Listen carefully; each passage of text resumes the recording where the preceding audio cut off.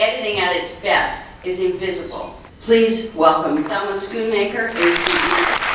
You all know how I started, don't you? I don't have to tell that story again, do I?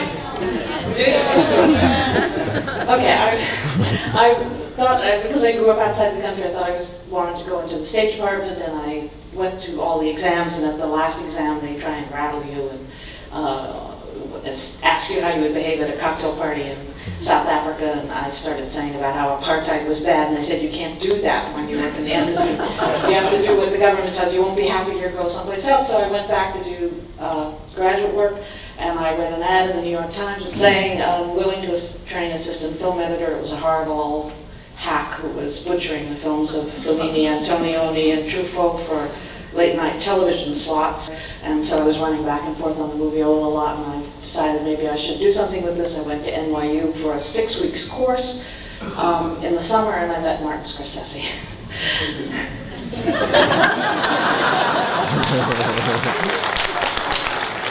Just as easy as that. We're very different personalities. Marty can sometimes be very difficult. He's very emotional.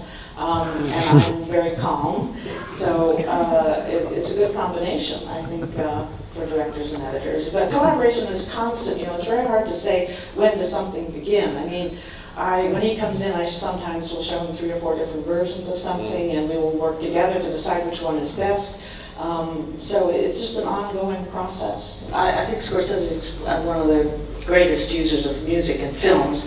When he heard Peter Gabriel had given us 4 or 5 pieces from his new album to use, and when Scorsese heard this piece, he immediately wanted it right away because of the sadness of it, since he was trying to express the futility of violence, the theme of the movie. It was quite interesting to do. I'm sure you can imagine, similar to the Raging Bullfight. Jake LaMotta and Sugar Ray Robinson meet for the 3rd time. Jake LaMotta gets demolished by Sugar Ray Robinson. They go to close quarters He and inserted his wife, putting her head in her hands and picking her head back up again, was very critical emotionally. And that, again, is another important part of the editor's job, is you have to sometimes drop your favorite scene in the movie. Scorsese and I have often, in a movie like After Hours, which was very overwritten, we had 45 minutes of wonderful footage, and we had to drop my favorite scene, his favorite scene. It's just part of your job. It's very brutal, very painful.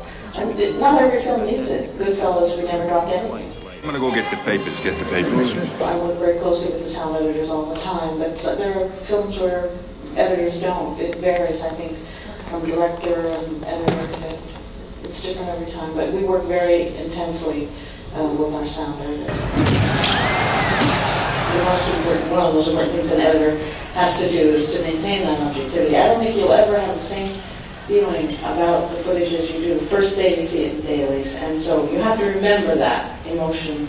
It's really a matter of seeing it with other people, I think, or going away from it. I mean, I often advise film students, if you get to the point where you're terribly depressed, you want to kill yourself, don't worry, because that's quite normal. That's called filmmaking. And you just have to go, I say turn off the machine and go home, and then come back and look at it in the morning, and you'll feel much better.